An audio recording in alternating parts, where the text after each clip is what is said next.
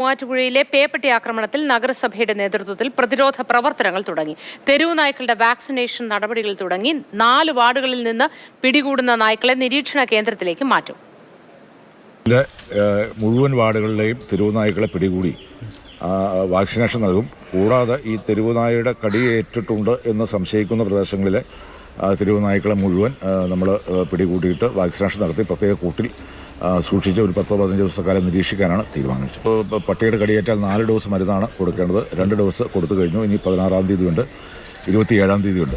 അതോടെ അവരുടെ കടിയേറ്റവർക്ക് നിലവിൽ യാതൊരു പ്രശ്നങ്ങളുമില്ല. കടിയേറ്റ വിവരങ്ങളുമായി ജെയിനിസ് രാജു ചേരുന്നു. Jain, good morning. ഈ കടിയേറ്റവർക്ക് ആരോഗ്യനിലയൊക്കെ തൃപ്തികരമാണെന്ന് കരുതുന്നു. മാത്രമല്ല, ഈ നായ്ക്കളെ പിടികൂടുന്ന ജോലി ഇപ്പോഴും പുരോഗമിക്കുന്നുണ്ടോ അവിടെ?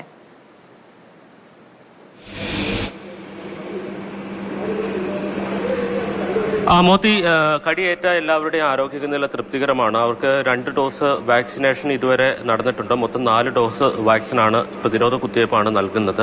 ഇപ്പോൾ പ്രതിരോധ നടപടികളുടെ ഭാഗമായി വിവിധ വാർഡുകളിൽ നിന്ന് തെരുവ് നായകളെ പിടിച്ചുകൊണ്ടിരിക്കുകയാണ്. അത്തരം പിടിക്കുന്ന നായ്ക്കളെ വാക്സിനേഷൻ നൽകിയതിനു ശേഷം നഗരസഭയുടെ തന്നെ ഈ കെട്ടിടത്തിൽ പ്രത്യേകം തയ്യാറാക്കിയിരിക്കുന്ന കൂട്ടിലാണ് സൂക്ഷിക്കുന്നത്. ഇവയുടെ ആരോഗ്യസ്ഥിതി എന്താ എന്ന് പരിശോധിച്ചതിന് ശേഷം തൃപ്തികരമാണെങ്കിൽ ഈ നായ്ക്കളെ വീണ്ടും തുറന്നുവിടും. എന്തായാലും അതുമായി ബന്ധപ്പെട്ട നടപടികൾ ആരംഭിച്ചിട്ടുണ്ട്. 4 വാർഡുകളിലാണ് ആദ്യഘട്ടത്തിൽ ഈ പ്രതിരോധ പ്രവർത്തനത്തിന്റെ ഭാഗമായി വാക്സിനേഷൻ ആരംഭിച്ചിരിക്കുന്നത്. കോട്ടയത്ത് നിന്ന് ഉള്ള പ്രത്യേക സംഘമാണ് ഇതിനായി എത്തിയിരിക്കുന്നത്. ഇതിനകം തന്നെ 6-7 നായ്ക്കളെ പിടിച്ചു കഴിഞ്ഞിരിക്കുന്നു. ഇനി മറ്റ് സ്ഥലങ്ങളിൽ നിന്ന് ഈ നായ്ക്കളെ പിടിക്കുന്ന പ്രവൃത്തികൾ പുരോഗമിച്ചുകൊണ്ടിരിക്കുകയാണ്. ഇന്നും നാളെയുമായിട്ടാണ് ഈ പ്രതിരോധ പ്രവർത്തനങ്ങൾ നടക്കുന്നത്. ശരി, ജെയിനിസ് രാജുവാണ് വിവരങ്ങൾ നൽകിയത്. ഇന്നും നാളെയുമായിട്ടാണ് ഈ പ്രതിരോധ പ്രവർത്തനങ്ങളുടെ ഭാഗമായി നായകൾക്കൊക്കെ വാക്സിൻ നൽകുകയും പ്രത്യേക കേന്ദ്രത്തിലേക്ക് മാറ്റുകയും ഒക്കെ ചെയ്യുന്നത്.